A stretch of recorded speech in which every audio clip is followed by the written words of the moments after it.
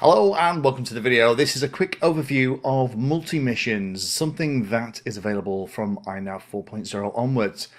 Now, I've already done a video that talks about how to do all the basic mission stuff, and none of that has really changed. So, if you've never done any missions before, this is your first time playing with missions in INAV, I wouldn't start here. I'll put a link down below to that video. I'd go and watch that one first.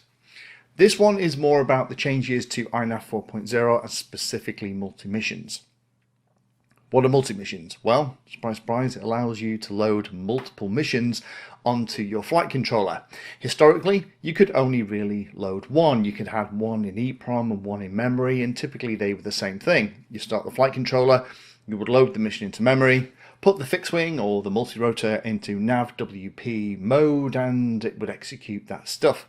Now, it's worthwhile, before we get into showing you how, just very quickly covering some of the big changes that happened in missions in INAV 4.0, because it's worthwhile covering those, because not only multi-missions have been added for the mission stuff, there's actually quite a few things changed too. I'll jump on the computer very quickly and show you where those are in the release notes.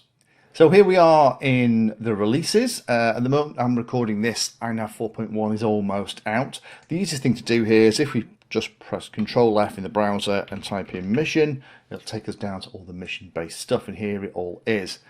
So a couple of big things that have changed in 4.0, multi-mission. So now we can load multiple missions up to a maximum of 120 waypoints onto the flight controller, and we can select which of those missions that we want to use, either by using the OSD, which I'll show you, or in stick commands. Now if I click on that, let's have a look at that. So normally, those of you that have watched the videos have seen this stuff.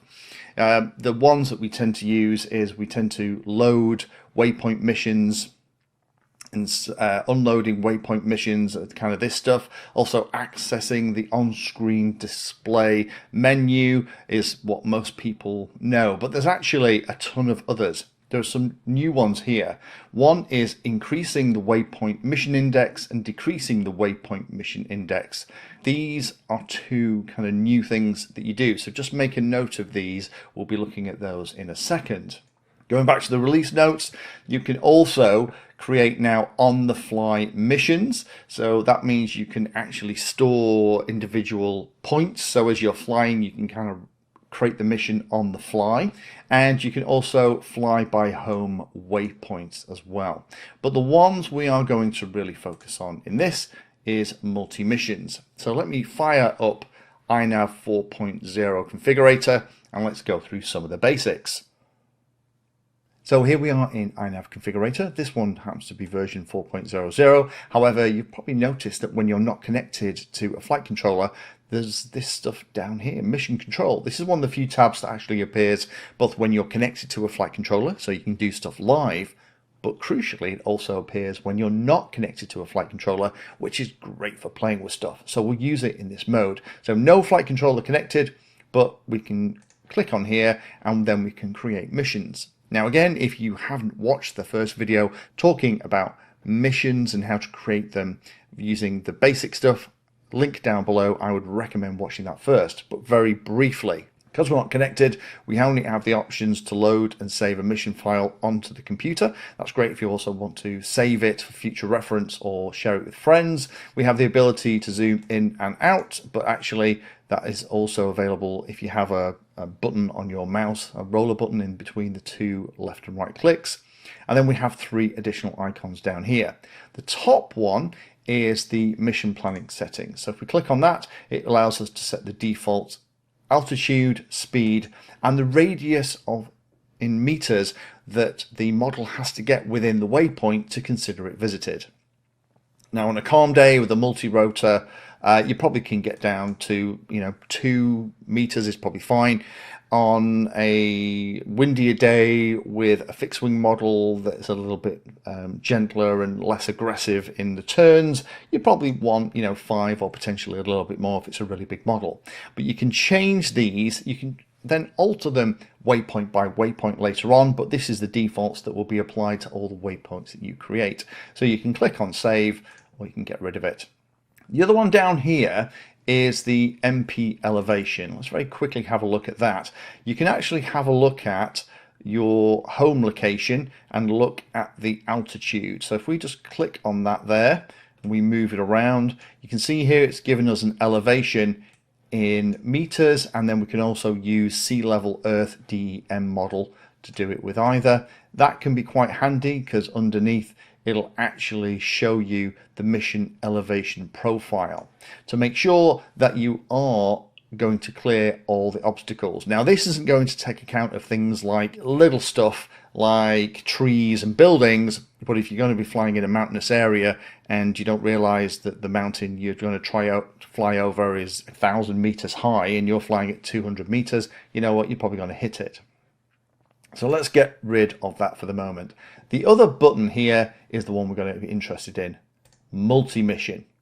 Now to create a mission, it's standard stuff. You just kind of click on the map and you can start creating waypoints. So there's the first waypoint, and there's the second one. Maybe that's just the thing we want to fly autonomously. If you click on a waypoint after you've created it, then you have the ability to change what it is and see that last video again for what these all mean. Now I normally, for the last waypoint of any mission, it is now standard practice for me to actually make it a return to home. So that means that I'm going to fly back at the end of this mission. So there we go. Brilliant. That's our first one done. Hang on a minute. If I now want to create another mission so that I had maybe 2 or 3 of these available that I can choose on the flight controller, if I click again, it's just going to append it to the first mission. So what do I do here? Well, let me just click on that waypoint and delete it. If we open the multi-mission tab again, we can actually click down here and say add new mission, and that kind of resets it. So maybe the next mission we want to do is we want to fly in this area, and that is the waypoint. Again, we are going to edit that waypoint and we will turn it into a return to home. And now we've got a little mission profile. You can see here that that's the altitude that we're flying. That's roughly what the ground is doing underneath it. We can see that we are comfortably above the ground, so at no point we're going to hit it. This is another lovely little thing that they've added. Okay, so that's fine. There we go. That's all that done. Now we can add another mission. Let's do a third one, and we can stick it down here. And again, surprise, surprise, click on the last waypoint, make it a return to home. And then that means we're going to come home. You see, we're getting close here. I would be careful about this. Potentially, I would make that last waypoint, I would maybe increase the altitude a little bit. And that's just going to make sure that we don't go too close at the end of this particular part of the mission. So there we go. So now we can actually look at mission 1, mission 2, and mission 3, or we can view all of them. So there are the 3 missions that I have now created. Okay, and we can't actually edit them. To edit them, we have to select them one by one. So let's say waypoint 2 needs to be moved down a bit, or mission 2, I beg your pardon. Let's just move him down, move that one like that. There we go. Let's update all, see all of them. So there are the 3 missions that we have that we can fly and we can save to our flight controller. You'll notice here that I only have 6 waypoints on the screen, but it's telling me I've used 9 of my 120 waypoints. But I've done it using 3 missions. So the 120 waypoint maximum is a maximum for all of the waypoints you're going to have in here. So if you have a particularly complicated mission that you want to fly, you might run out of waypoints. It used to be 60, it's 120 now. So with all the things you can do, it should be fine. Now with mission set to all, let's actually save this onto the computer.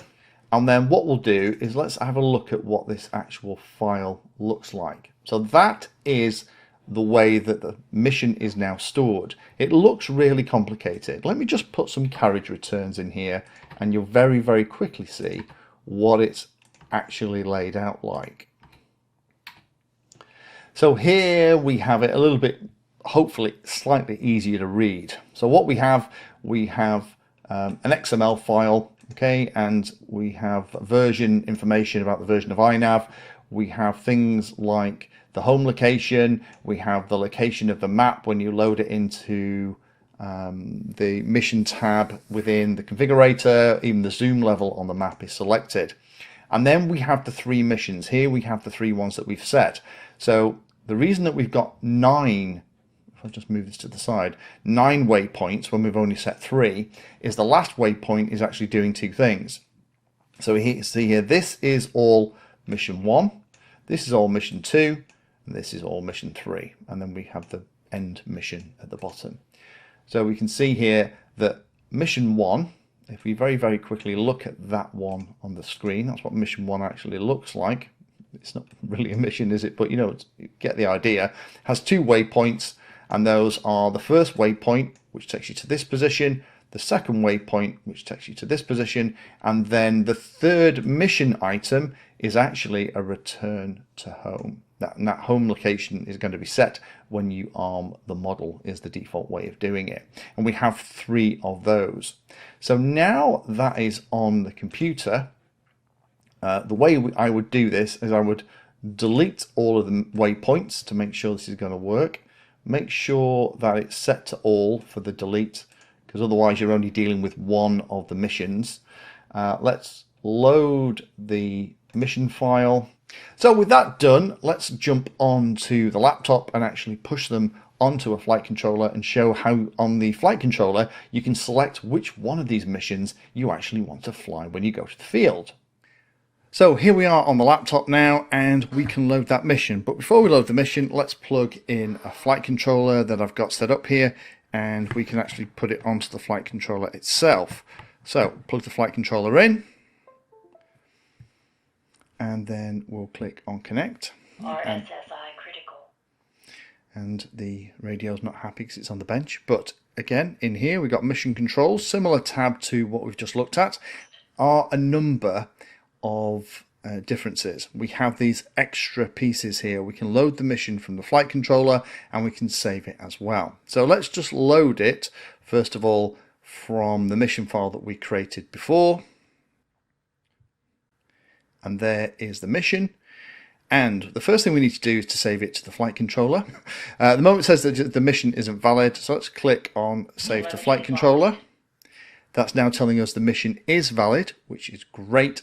And then we can save it down to the EEPROM. So here on the radio, we have the flight controller and everything plugged in. We have the on-screen display.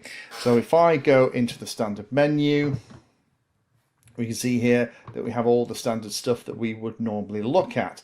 Let's go into the features, let's go into navigation, and then let's go into missions. And missions now lets us pick the multi-mission number. Now the thing is, it doesn't stop, so you have to kind of know which one you're picking, but you can pick the one that you want. And there we are ready. So let's save and reboot.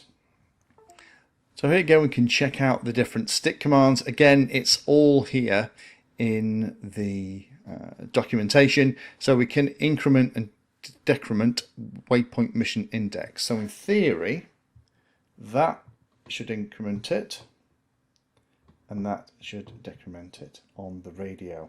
Now to load the mission we would do that, and to then unload the mission we would do that.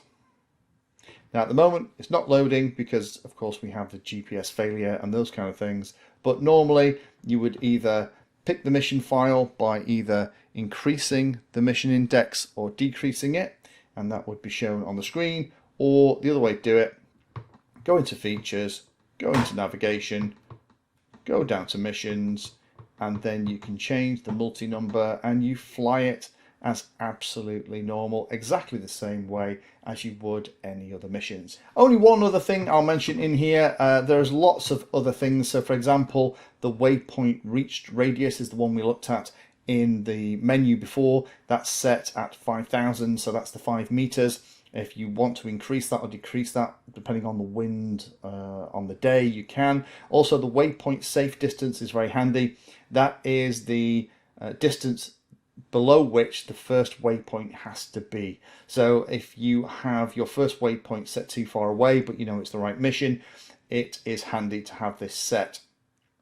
I would be careful with multi-missions in particular, just so that you don't accidentally load a mission that maybe the third or fourth mission is very far away, a different location from where you are. I'd always be very careful when you are doing multi-missions. I'd keep this waypoint safe distance reasonably low, and when you're creating a mission, put your first mission relatively close to where you are, so when you do go into the waypoint stuff and you start flying a mission, it doesn't fly off and you get into trouble. Hopefully that's helpful for those of you that are interested in how multi-missions work at a basic level. That's how you kind of set them up, and that's how you would use them. Thank you for spending your time today watching that video. You can find me in all the usual places on social media, and if you're trying to learn about a subject, then check out the playlist. All of my videos are organized into easy to follow playlists that, if you're trying to learn a topic, will take you from the basics right the way through to some pretty advanced stuff.